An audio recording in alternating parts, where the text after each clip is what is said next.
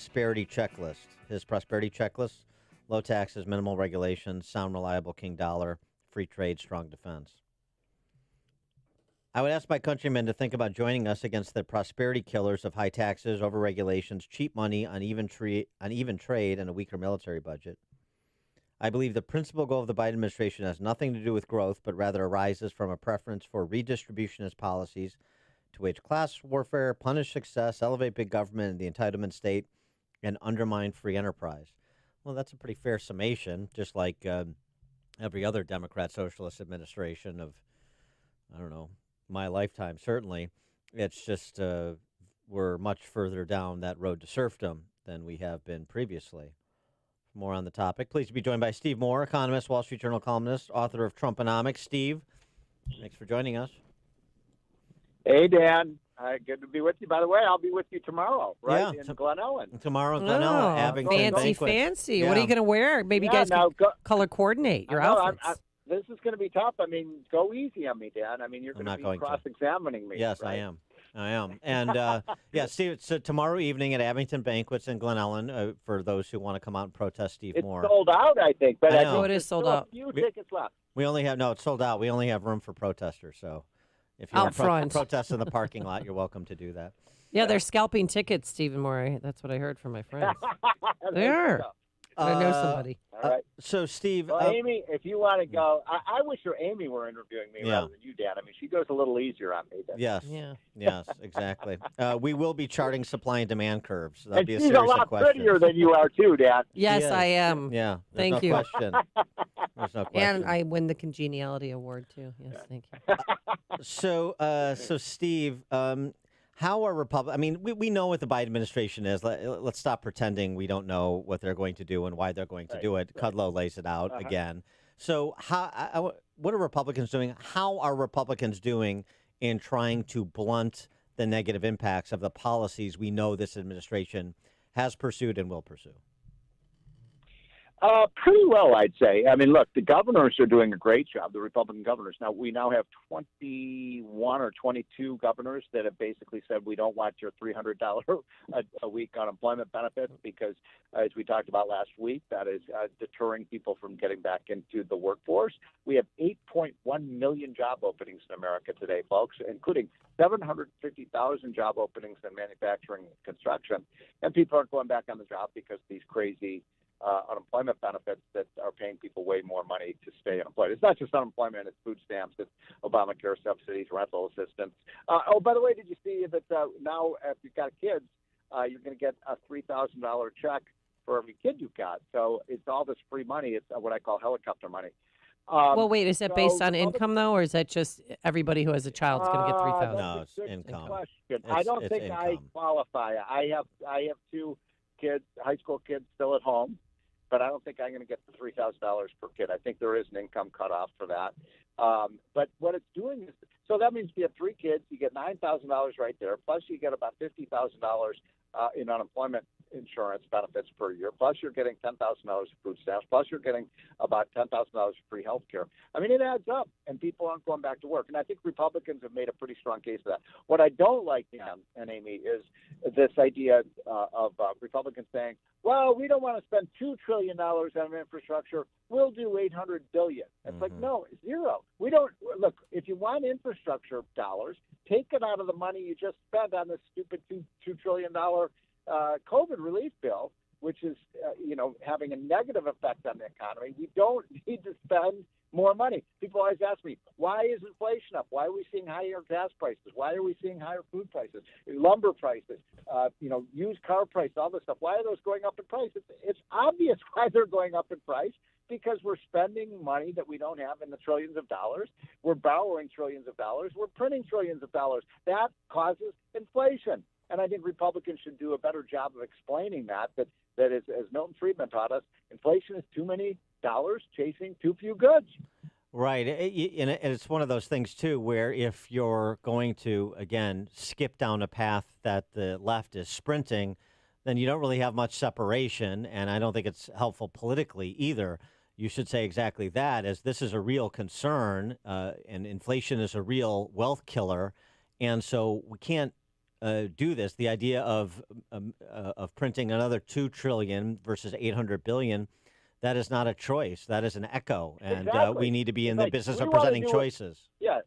It's like we want to do what the Democrats do. We're just a little cheaper than they are. I mean, that's not a very winning strategy. And that was why, I'm a member of the dumb party, the stupid party, because that's what Republicans tend to do.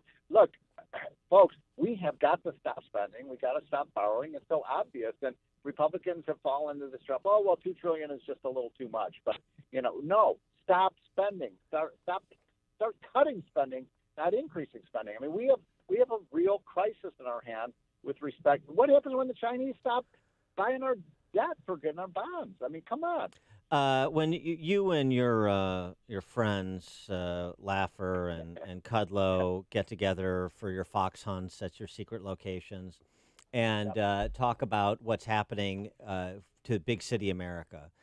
I know we like to decry what's happening in big city America, but a empty big city America is not good for the rest of America.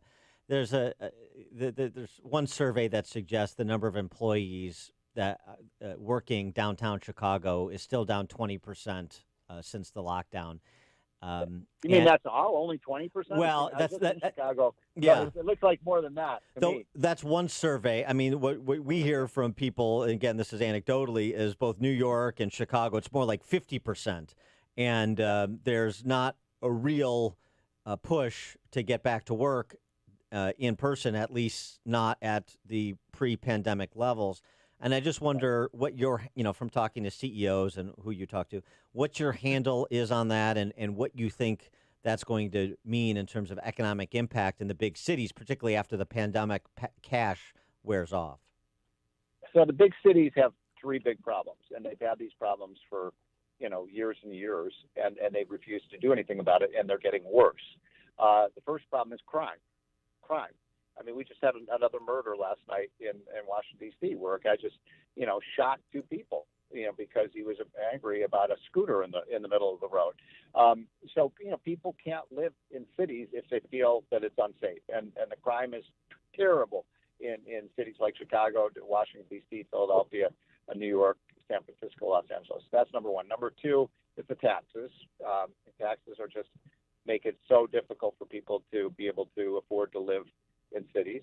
And the third one is the abysmal schools. And all of those problems are solvable, right? But nobody ever does anything about it. I mean, by the way, are the Chicago school teachers, are they finally back on the job? I mean, our kids are 2 days a week. 2 days a week. And they have to have Wednesdays off, for cleaning purposes, which is a bunch of bull jive. Hey, Stephen Moore, I don't know if you know, but tomorrow is Mayor Lightfoot's second year anniversary as mayor. And even if you wanted to, you couldn't interview her because you're not brown or black. So what? Did you hear that? Amy, what grade would you give her as mayor so far? Oh, a F, for sure. No, she's that bad. She's that and bad, way over her head. I mean, yeah, no, I think that's right. And she's been a disappointment. She refuses. One thing, almost all the mayors in my lifetime in Chicago, they refuse to take on the teachers' unions. And the teachers' unions, run the city. And they've run the schools into the ground. Some of the worst schools in the United States. And by the way, what are you paying per child there now? Like $18,000 per kid in the public schools in Chicago for not educating? Yeah. I mean, it's north of that. It's something like $27,000 a year for every high school graduate, which is, the point of K through 12 education in part, to produce graduates, actually to produce graduates with some skill sets, and they don't even do that with their graduates. And so this neo-feudalism, so if this is not going to be reversed, what's happening in big cities, then, what do you see as are places? I mean, there was a Wall Street Journal story about it this week, places, mid-market places like Des Moines are like the new hot spots for businesses. And so are we going to see Des Moines and places in Utah and Idaho become sort of the next Austins and other bigger mid-sized markets that have already popped, Nashville? Yeah, I do see that. I mean, for example, right now I'm driving from Washington, D.C. to Charlottesville. I've got to give a lecture at University of Virginia. And, Charlottesville's booming right now. So those mid-sized cities that don't have all the perversities of the big cities are really capitalizing on this. Utah, you mentioned Utah. We just did our Rich States, Poor States. This is our 15th edition. And for the 15th year in a row, Utah is number one. And Utah is just a safe place.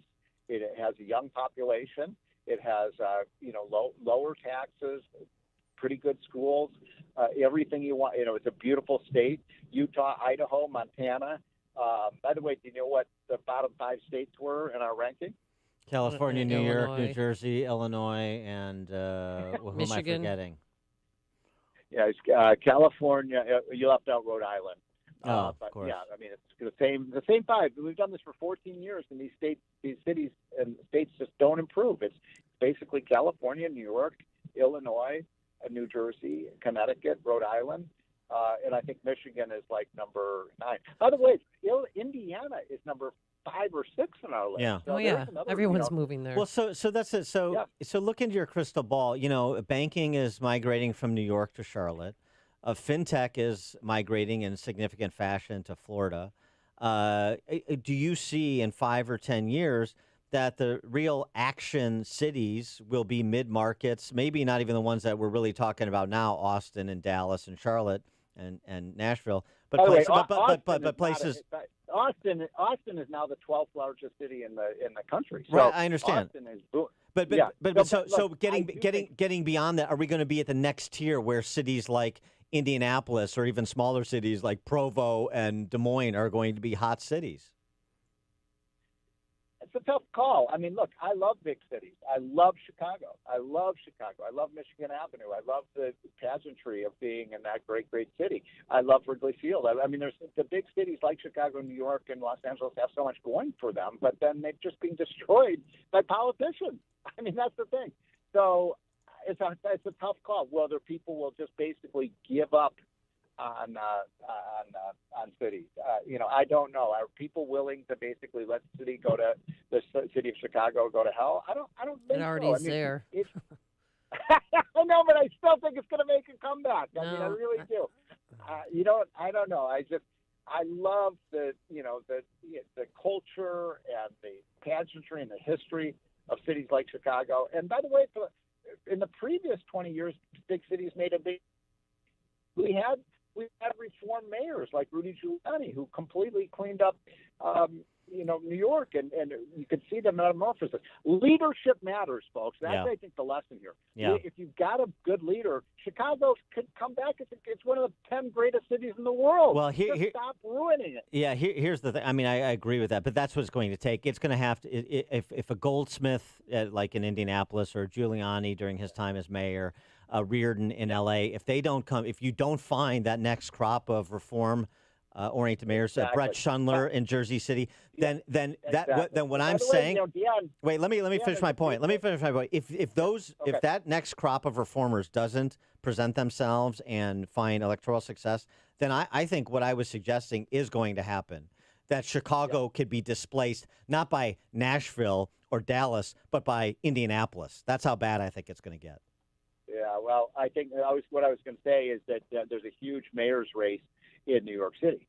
Yeah, and right. De Blasio may be the worst mayor in the history of the United States. I mean, that's how bad he was. And they can only go up from him. But, Yang, how about Yang? He actually could be a decent mayor.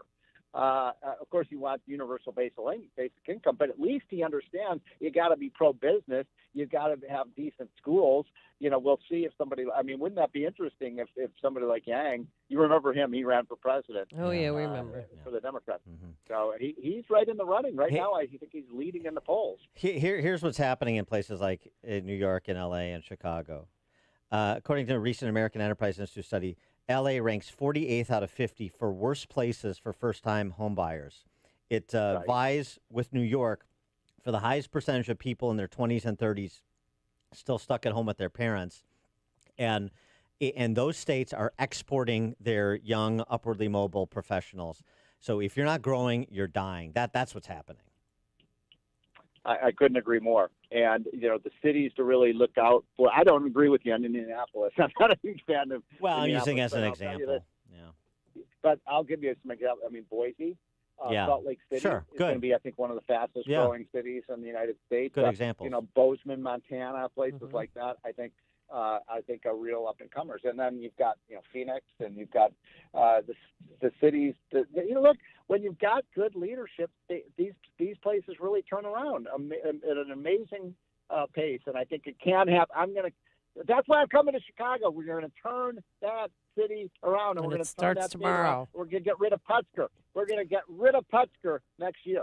All right, he's going to be reelected. Steve Moore coming to Chicago. No, he's not. He is. Get rid of Putzker. Steve Moore. He's one of the 5 worst governors in America. All right, Steve Moore in town tomorrow, Abington Banquet at Glen Ellen, care of Jeannie Ives' Breakthrough Ideas Group, to announce his candidacy for governor of Illinois. So we'll look forward to that. Steve Moore, economist, Wall Street Journal columnist, Trumponomics author. See you, Steve. And he joined us on our turnkey.pro answer line. It's like a hot, steaming cup of information to start your day. It's Chicago's Morning Answer on AM 560.